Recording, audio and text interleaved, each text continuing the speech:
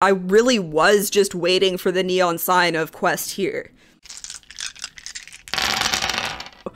Let's move on to the next one. The next one is called Session Recap, question mark. And I have thoughts about session recaps for like a very like personal perspective. How far do you go with the last session recap before starting a new one?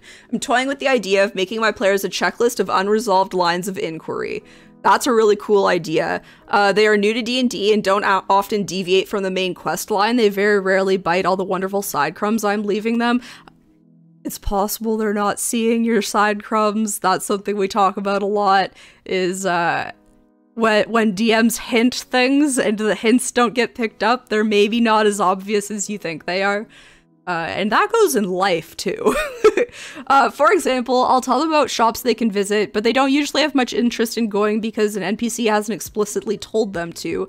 Or they'll see strange etchings in Thieves' Cant, carved into a wall, but not understand what it's alluding to, and promptly proceed to forget it ever existed. I don't want to spoon feed my players, I want them to explore the sandbox, but beyond giving them ample time between obvious milestones.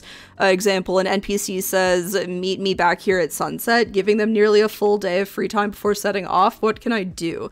I'm hoping that explicitly reminding them every session about the mysterious things they've observed will motivate them to really explore their world, rather than just waiting for the next obvious clue to come to them. Otherwise, these little nuggets and potential branches in the story just evaporate. Poof. Okay.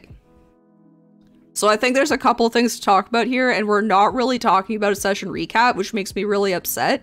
But I just wanted to say that session recaps are like a thing that I really enjoy. I like having the players do the session recaps because for me as a DM, that means or it like shows me the things that they think were most important. The other thing that I want to say about session recaps in general is being able to have a recorded video to go back to is amazing. So like doing the campaign on the channel has been really cool because I get to go back and like I'm actually catching things that I didn't hear because I was distracted by either somebody else talking or chat or something like that, and I'm like, whoa, they said that? I didn't even know that. So like then I get like extra information that I didn't even have, so that's really cool. But that's not apparently what we're talking about, so we'll get back to that in a second. Players are thinking about a lot of things, and you really have to put up neon signs pointing to things you want them to do. Absolutely. And yeah, okay. You like hearing their perspective? Your favorite is how they remember NPCs? Yeah, for sure. And which NPCs they remember, because sometimes you have like a really fleshed out NPC and they just don't even remember or care about them, and then you can drop them and use them like somewhere else later kind of thing. Or they pick up on one that you like did not flesh out at all and you're like, oh, I should probably work on that NPC a little bit more. Okay, so talking about what they're actually talking about, though, is firstly the same thing that Silver said. Yet sometimes you have to throw neon signs up. The other thing here, I think, is because they do specify that these are like new players. They're playing D&D a little bit more like a video game, where like you have to follow the quest lines. But that's not D&D. You can go off the quest lines and you can, you can do like side quests and stuff like that. And I know that that's a thing in video games, but specifically like things like they mention specifically going shopping, and that like when you do that in a video game, you walk up, you like click NPC, buy these things. Like you don't, it's just like a thing that happens rather than a thing that you like actively do. So if they want them like role-playing stuff more like that, then they need to have like a social encounter happen. So they need to have a merchant like walk up to them and have like an encounter of that, so they can see how that's done differently than in a video game. And like you have to kind of force them into new things to do so that they know that those things are options. Because I know that my biggest thing when I first started as a player was I didn't really understand what my options were when it came to like what to do next. I really was just waiting for the neon sign of quest here. of the 5 mini bads working for your BBEG, they remember each one distinctively thus far, and it makes you so happy. I would be so happy to know that my players, like, listened and that I did a good enough job to be like, this is an important thing, you need to hold on to this one. You love trying to haggle? Yeah, it's true. You do. You really do love trying to haggle. You too, Dawes? Yeah. You love role-playing shopping? Yeah. Might as well try. Yeah, exactly. Especially because you have the option. It's not something that you always have the option to do in a video game. And if it is, okay, so to be fair, I actually really enjoyed haggling in Neopets. But like in general, it's not something that I care about. Like whatever price is there, even if there is an option to haggle, I'm probably just gonna pay it. I don't really give a shit. Like in a video game, I mean. Neopets, I know. I don't know why that's so like stuck in my head, but the game of like haggling at the store, like trying to get like way more money or like trying to pay way less money was like so much fun to me.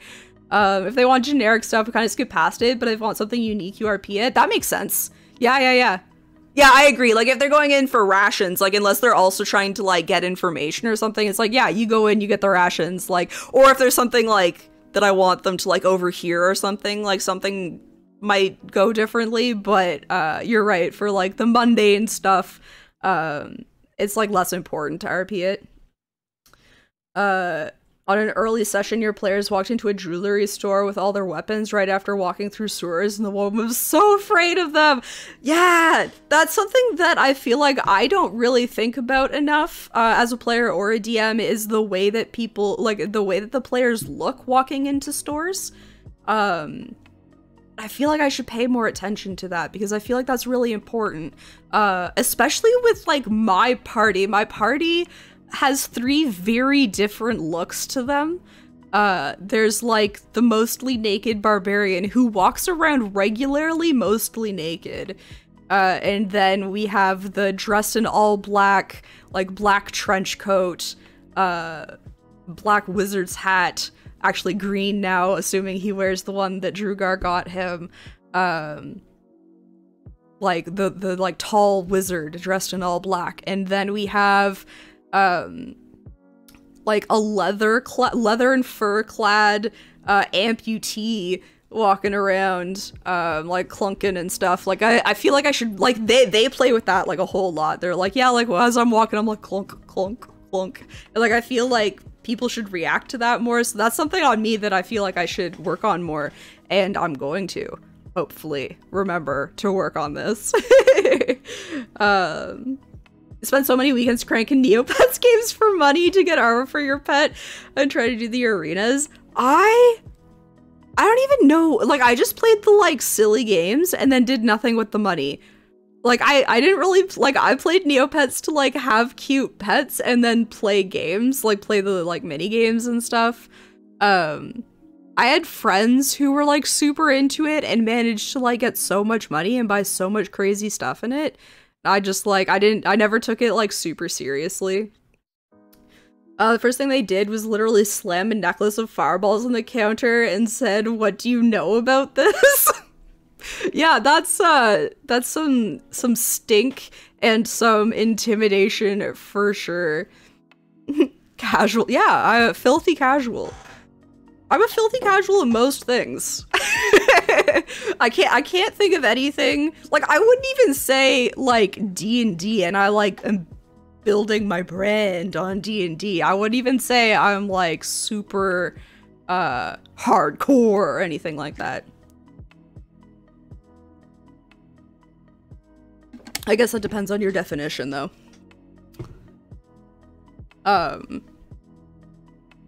Yeah, so I guess, like, without going to the comments, neon signs is important.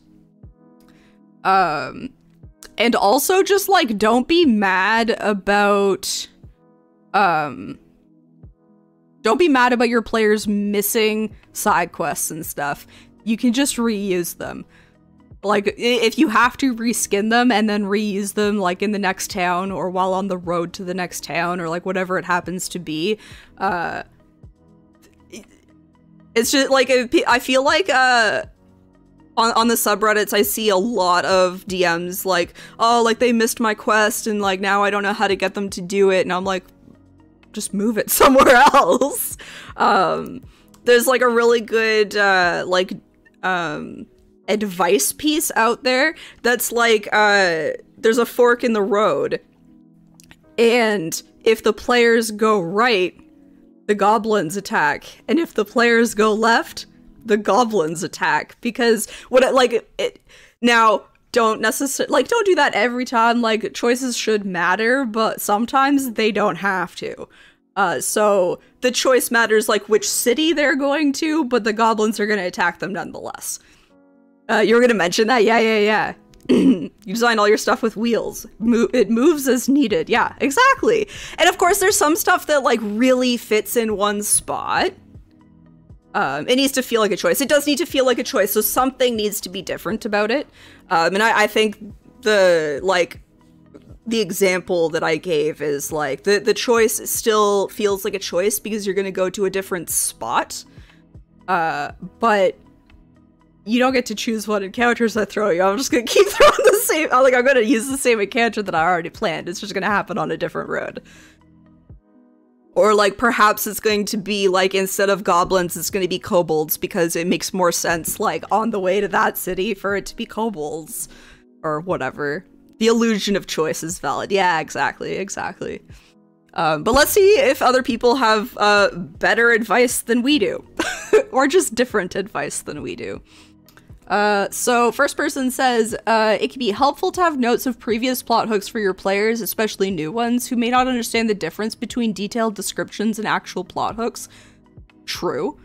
Someone who's played D&D a while, I know that thieves can't on a wall means there's probably a thieves guild somewhere nearby, but someone who's never played a rogue might not be familiar with that trope. True. And also, even if they know what Thieves' Cant is, they might not realize that that is, like, a breadcrumb to follow.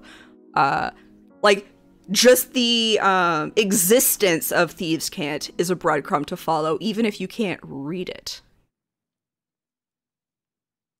So OP responds to this saying, this is actually super helpful. I think this is exactly the issue I'm having. Players having a hard time distinguishing between flavor and substance. That makes a lot of sense. My campaign is quite descriptive and immersive. All conversations are role-played, for example, even with shopkeepers, so I can see how the players are probably subconsciously being quite selective about what they consider to be important information.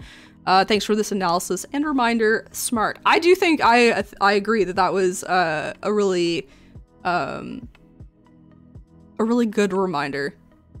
That just because you think it looks like a breadcrumb doesn't mean that it is a breadcrumb, because they might not realize or like the depth of a breadcrumb too, because like I said, like the existence of Thieves' Cant tells you something, and then if somebody in the group can read it, that tells you something more.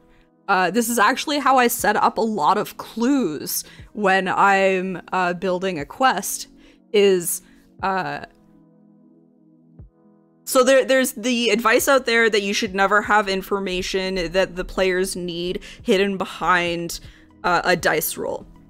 And the way that I like to get around this is you're always going to get some information, but if you roll well, you're going to get extra information. So if you continue to roll really well, you're going to find the clues faster.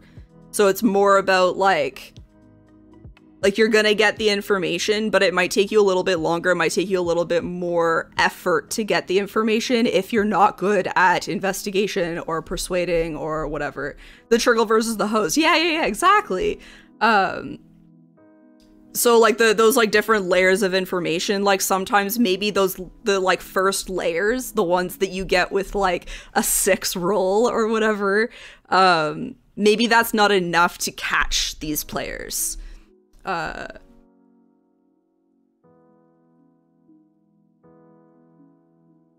so I was hanging out and watching some friends play a couple weeks ago on Roll20, and they're very competent despite not knowing all the minutia. DM has a quest log map screen that he pulls up at the beginning of the session and a couple times throughout. It was extremely simple, just black text on white and bullet points, but it was effective. It contained a list of threads that the PCs had opened and a list of personal threads relevant to each PC. So basically, it's a quest log from a video game. Roll to 25 on the history check, you get the hose plugged to your nose. Roll a 5, here's a glass of water, and I'll put the tap on drip. Yeah, exactly. Something I often forget is that you don't have to force your players to roll for everything. Sometimes you can just let it happen. Yeah, exactly. You can just let it happen. I actually just let combat happen this past session. It was basically because, like, they were relatively, like, even matched or whatever, and I wanted it to just be more narrative. I was like, yeah, you can push them, they're gonna push you back, and, like, that's just, like, how it's gonna play out. Like, we don't have to roll everything. And obviously, like, doing that with combat can get, like, a little, like, ooh, like, people like to do their combat. But with, like, finding information and stuff, it's really easy to just let them have a little bit. And you can even still have them roll, but they were always going to find out that one piece of information. It is just about getting that extra information, which also means if they don't say, like, hey, like, I want to investigate this thing, you can just be like, hey, like, your passive investigation is let you notice this thing. You've used passive history to let your players know, just know something if you mention something without them asking. Yeah, that, yes. Yes, exactly. I'm curious what this mock-up looks like, so let's look at it. Yeah, it's literally just like the quest log that you find. Okay, you can't see all of it, but you can see enough of it to get the idea. Is that it's literally just a quest log from a video game. Obviously, some people would find that to be a problem because it's gamifying and making it more like a video game. We actually talked about that, I think, last Monday. Somebody was like, oh, do you think maps are making it a video game? And we're all like, no. But obviously, some people are gonna have a problem with that. But, like, I think that's great, especially if you do find that your players are forgetting about, like, quest lines and stuff, that they, especially if they're ones that they were interested in and they just forgot. This is especially helpful for groups who don't get together often. So this will definitely be a thing for my group eventually. So far, we've really only had, like, the one, like, plot line. So there hasn't been a whole lot to forget.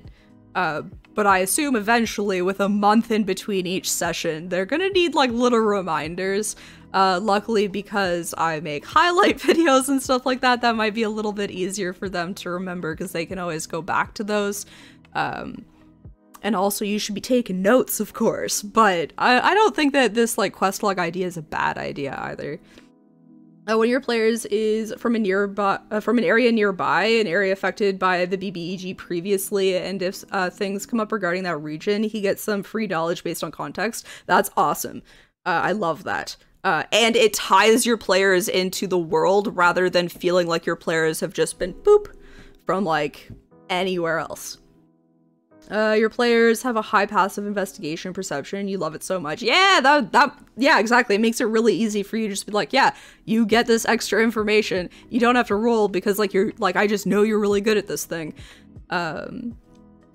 Your one ranger player has an 18 passive perception. Nice, that's very high. She always sees extra details. Yeah, for sure. I don't think any of my players right now have that high of a passive. Because that's pretty high. But we definitely have some, like, some pretty high skills in there. I think I'm done. I think I only read 2, so let's scroll at least one more time. Oh, see, I considered doing this too. I post all my descriptions in chat in Discord and then type up a brief summary of each session, which I store in a folder on Roll20 that any player can access. I also put NPC bios of people they've met, so they have a full encyclopedia of the campaign. If they're smart, they will actually reference it because I'm keeping track even if they aren't. There's so many clues in that text. I also ask players to recap the last session before we start. Speaking of which, Red, if you're around, it's your turn because Tex did the first one and Chris did the second one, so you gotta do this one. I think 2 of the characters have the observant feat. Yeah, that helps too for sure. But yeah, I was thinking about this because I also feel like sometimes you don't remember nothing. Well, you're gonna have to watch the video or something then. Highlight video should be going up this week. I gotta work on it tomorrow. I've done a fair amount of the editing, but I'm not quite done. But watch it closer and then you'll just use mine. And maybe you'll remember some extra stuff like as you're going through it too. But I find that I don't always give descriptions of the people that like of the NPCs. And so I feel like it would be helpful, especially since, I mean, it doesn't matter now because everybody's leaving the city, but I realized we like went through like the names of all the council members, but I didn't tell them what they look like at all. I feel like that's probably like important for like immersion purposes and stuff. So I feel like if I ever miss that, or even if I do it, I feel like it would be good for them to have that to reference later. Also, maybe good content in some way, shape, or form. Always thinking about more of that.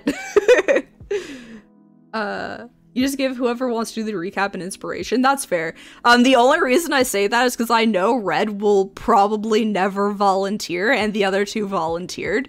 But I mean, maybe I could throw them a bone. That's not a terrible idea. One has a passive perception of 21, geez, and the other has a passive investigation of 18. We're at level 11 now, so the DM inspiration you give is a D8 now. Ooh, that's extra fancy. Extra fancy. But yeah, so I think having like this like encyclopedia thing, and there are other tools to do this with too. There's things like World Anvil and Legend Keeper, and I think you can make like parts of it private. I'm not really sure if it's a good way to share with your party.